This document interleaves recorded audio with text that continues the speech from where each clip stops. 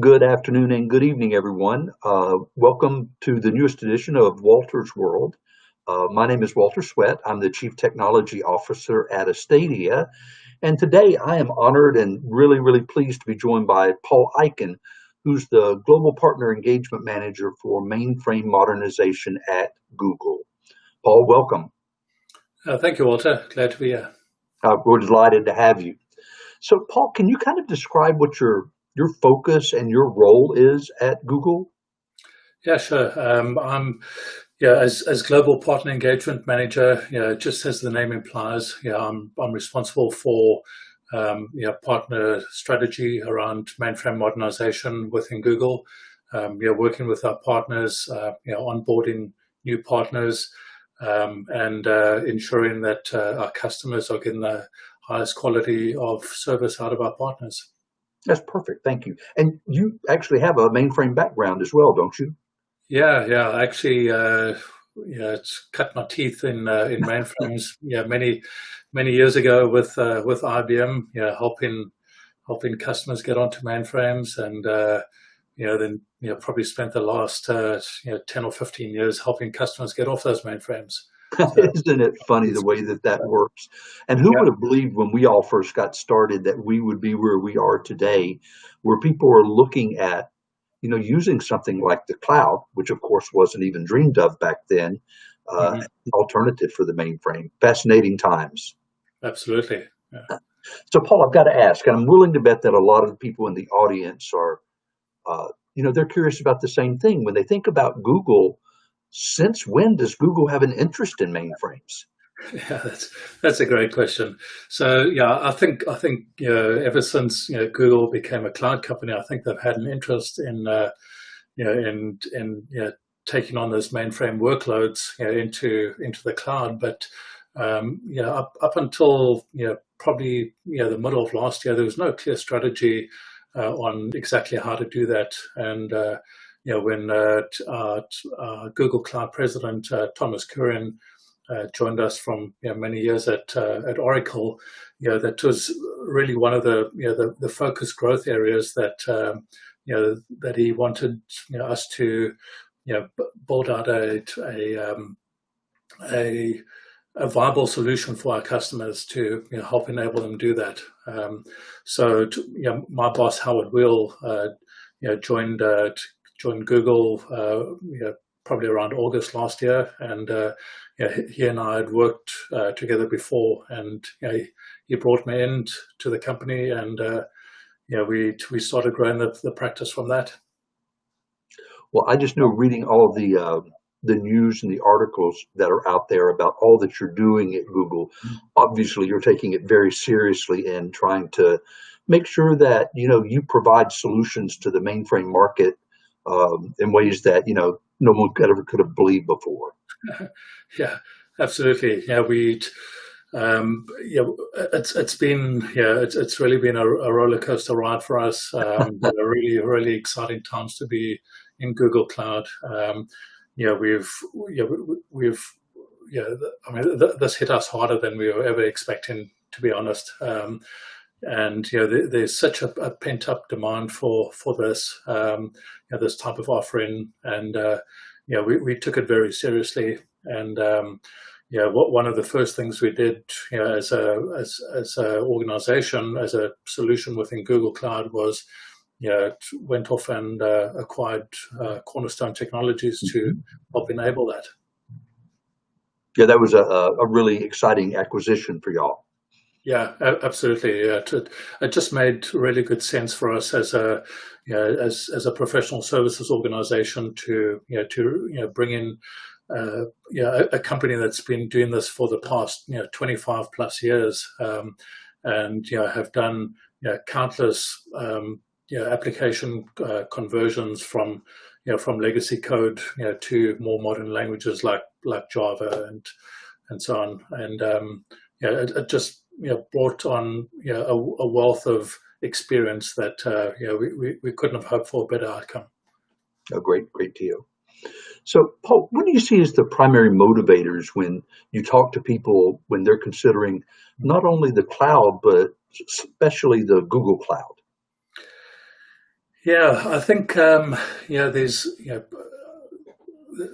there's a number of things that that I mean I talk to customers every single day of my life, and there's a lot of different motivators for organizations to start looking at migrating their mainframe workloads onto GCP. But I think one of the key motivators that I've seen is obviously around the cost and maintenance of of the mainframe environment. As we know, that the cost of hardware is just one aspect. There's the the skills and expertise to maintain that environment.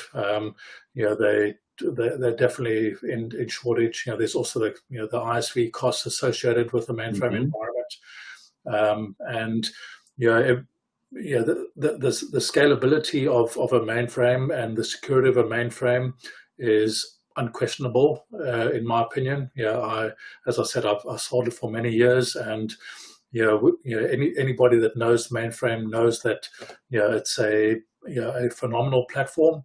But when you take all of these other external factors into consideration, it makes a lot of sense to get off that platform and onto a scalable environment like GCP. Absolutely. Yeah, we here at Astadia, we are all a bunch of old mainframe folks. I think Right. our average person averages like 26 or 27 years of mainframe experience, and it is a fantastic platform. But man, the things you can do leveraging something like GCP beyond what you can do just makes it exciting, I think. Absolutely, and I mean, one of the really cool things about going cloud native, out of the mainframe environment is that you can really you can really take advantage of some of these phenomenal tools that we have available on GCP. Things like Anthos and and AI and Yes. BigQuery, for example. I mean, these are just phenomenal tools, that make an organization's ability to respond to the dynamics of of modern business just so much easier. I think that is such an important key that it opens up the way you can do business and be more competitive. I always liken it to being able to turn that ship a lot quicker. And in today's market, that's ever so important. Absolutely, yeah. Yeah. So talking about, mainframe growth, what's it been like for Google in terms of people wanting to evaluate GCP and to, really consider going that? Are you finding that that's an upward tick that's growing faster and faster? Yeah. I mean, I can't state that enough. I mean, um, the amount of demand that is coming our way, is has really just been off the charts. I don't think a day goes by where I'm not talking to some new customer about about potentially getting off the mainframe. I mean, we couldn't have hoped for a better outcome. We know that there's probably about 8,000 organizations in the world that that still use mainframes. I mean, we all know, what a great data repository the mainframe environment is, but yeah, that I think customers are coming to realize that it's really hard to manipulate and and use that data to their advantage. And I mean, definitely the the way that Google Cloud and GCP enables that environment. It's really been a huge eye opener for us, and we've really had to scale a lot quicker than we were expecting. I bet you can't even remember the last boring day that you had. Right, exactly. Yeah, yeah. So one We of the make things some long days, but I'm it's sure, one of the things that I always am fascinated by, coming from a mainframe background and talking to mainframe customers all the time, is how cloud savvy do you find most of the mainframe customers that you talk to be? How much do they know about the cloud coming in? Yeah, I think ultimately, Walter, it's kind of a mixed bag, and it also depends, where you have in the conversation starters, with any particular customer. But as I mentioned earlier, people that know the mainframe love the mainframe, and if we start our conversation at that side, it just makes the transition to cloud that much harder. But if you start in a conversation at the C level and you're talking to a CTO or a CIO or a COO or even a CFO, they're going to see the value of moving to the cloud, and most likely have at least one foot in the cloud right now. And I think that the sell becomes a whole lot easier when you're having that level of conversation, because those people really know and understand the cloud and the value that the cloud brings, and the scalability that the cloud brings. So like I said, it largely depends on where I'm having the conversations within the customer. That certainly makes sense. So here's a question. This is one I've always found interesting. Cost or agility? Which do you find people are more interested in talking about and understanding how they can benefit from being in GCP? Quite honestly, I've never had a customer ask me upfront what the cost is going to be. I'm not saying it's not going to happen, but every single one of the customer conversations I've had has talked about, tell me about the value. What's agility? What's the security? What's the scalability like?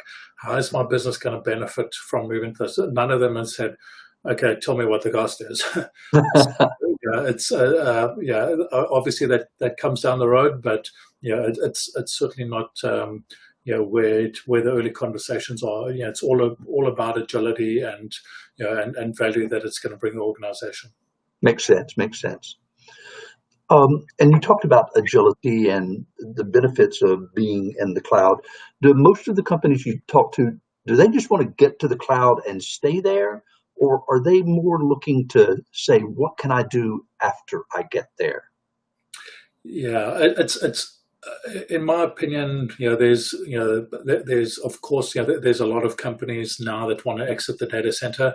They don't see value of setting up their or rather maintaining a heavy cost IT organization.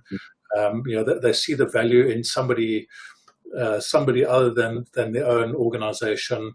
Going through those sleepless nights of ensuring that the security is there, that the scalability is there, that the performance is there, and the reliability is there. I mean, more and more, we're having conversations about customers getting completely getting out of the data center business, and that's a good thing, because not only do they not want to maintain their own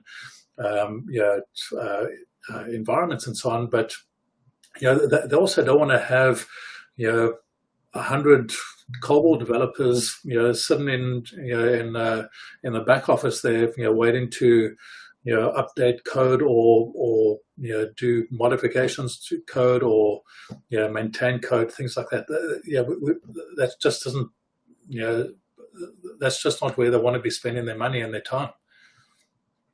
Yeah, being able to focus on the things that make the biggest difference to their business.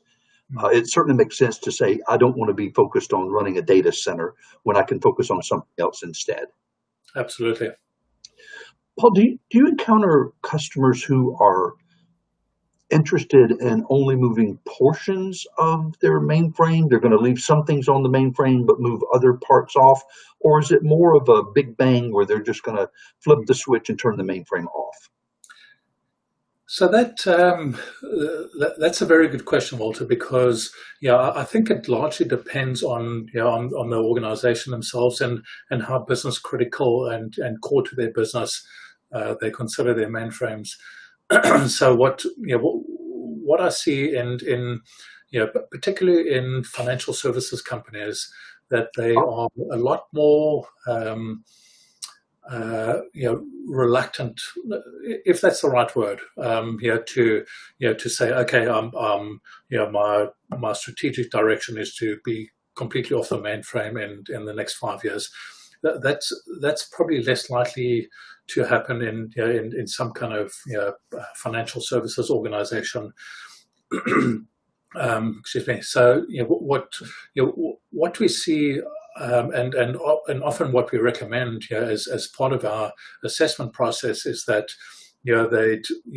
let's look for the low hanging fruit. If they a little bit more reluctant about doing uh, code conversion and going cloud native, we say, okay, well, let's look for the low hanging fruit. So maybe standalone applications that we can easily convert to Java and redeploy natively on GCP. Let's target those. Then for the applications that they're more concerned about, maybe just leave them where they are, at least for the moment anyway, until we prove out the capabilities of code conversion. Some customers say to us as well, let's particularly some of the smaller customers, because it's a lot easier given the size of the footprint. But some of them say to us, okay, no matter what, I want to be off the mainframe hardware, but I'm not necessarily sold on going cloud native yet. For that, obviously we have the emulation solutions, like Micro Focus and others, which are all phenomenal solutions and definitely have a place in in any kind of mainframe modernization journey. So, and then the final kind of use case that that I use as well is that there are often customers that don't have access to all of their source code, and Right. in order for code conversion to work, obviously you need the source code, and quite frankly, for the Micro Focus emulation solution as well, you also need access to the source code. But there's an alternative solution to that as well with one of our partners that doesn't require recompilation of the code. So if the customer's got no interest in rewriting that application, then we can also rehost that particular application through this other solution. That's wonderful to have alternatives. We always say that there are no two mainframe environments that are exactly the same, nor is the ultimate landing platform going to be the same for everyone. So being able to provide alternatives and understand people's pain points in their situations, obviously very important. Absolutely. And I always say when I'm having these conversations with my customers, I always tell them the same thing every single time. There's no silver bullet to mainframe modernization. There's not one size fits all. We have to come in with a full kit bag, and really take a thorough analysis of the environment, to make a qualified recommendation on what to do. Any company that comes in and says, yes, this is the right solution, whether it's solution A or B, I've got less confidence in that approach. Makes sense. So, Paul, one of the things that I find interesting, given that we're both sitting in our home offices right now, we're not sitting together in the office. With COVID-19, how has that affected people's interest in being able to consider moving from the mainframe or wanting to do that? So, we've seen a dramatic uptick in the number of opportunities that that we've encountered since since shelter in place came around with COVID-19.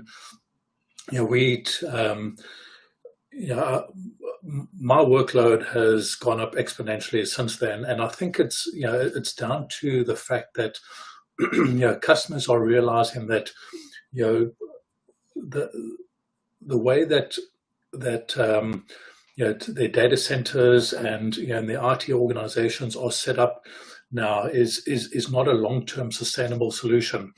Yeah. As I mentioned earlier, rather make your compute power somebody else's problem. There's mega organizations like Google, that have access to resources that most companies just don't have access to. And I think that the whole COVID thing, working at home, the huge pressure that's been put on the internet, and and corporate networks, etc., has really been an eye opener for a lot of companies. And we've seen companies that were probably not even real players prior to COVID-19 that have just stepped up the plate and really made a name for themselves. And hats off to all of them. Indeed, indeed. It's funny with us, we were kind of shocked, like a lot of organizations. We at Astadia didn't know what to expect when COVID-19 hit. And early on, it really was the case where people were just retrenching and saying, we're not going to do anything. 3-4 weeks later, the phone started ringing off the hook, and it has just been phenomenal, the number of people who are saying, I've got to find a way to do something different. Absolutely. And it's not only about saving money, it's about improving reliability as well, in the infrastructure. The ability to respond quicker to ever changing demands and needs coming from the consumers. It's there's many factors, and that I think is really driving the move off the mainframe to cloud. Yeah, I think the stories that we all read about all the various states with their systems that weren't able to adjust to the increased load for unemployment. It's a prime example of people needed to find different ways to do things. Yeah, that's absolutely right. One of the things, was the aging workforce. There weren't enough COBOL programmers. We heard of them talking about almost recruiting out of nursing homes, but they were begging people to come back in and start to work on it. So what about that aging workforce? Is that something that you hear as well? Not just the programmers, but the system programmers, and if you're in the Unisys world, trying to find those. Do you hear people saying that that's a real concern for them now? Absolutely. Yeah, we hear it all the time. I've seen multiple requirements coming out of companies where they say, I've got 20 COBOL developers, and I've got 5 system programmers, and over the next 5 years, all of them are at retirement age and wanting to leave. What can you do to help? And for us, that's I mean, obviously that's a huge motivational factor for companies, because it wasn't so long ago, maybe 6 or 8 weeks ago, that I believe it was the governor of New Jersey that put out a press release, trying to entice retired COBOL developers to exactly back to work. And whoa, that's a serious problem, because I mean, these people, I mean, there's, I don't know of any COBOL developers graduating out of college right now. It's just a skill not being replaced. That is correct. Absolutely. So one of the things that I think everybody's always interested in, you mentioned it before, we both come from a mainframe background, and we believe in the mainframe, and it's a fantastic environment. Mm-hmm. Can you honestly get as good a performance running in the cloud as you can on the mainframe? So that that question gets asked really early on when I'm having these discussions with customers, because as you said, performance on the mainframe, scalability on the mainframe, security on the mainframe. I mean, they're all unquestionable.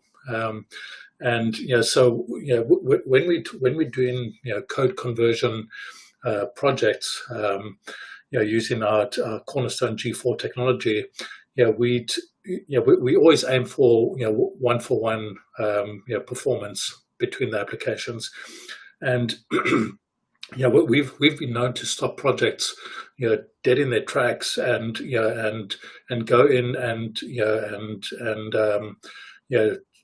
do some performance tuning on the tools to ensure that customers are seeing the one-for-one at least performance rate, because nobody's going to do a mainframe code conversion to Java if they're only going to get 80% of their performance. Right.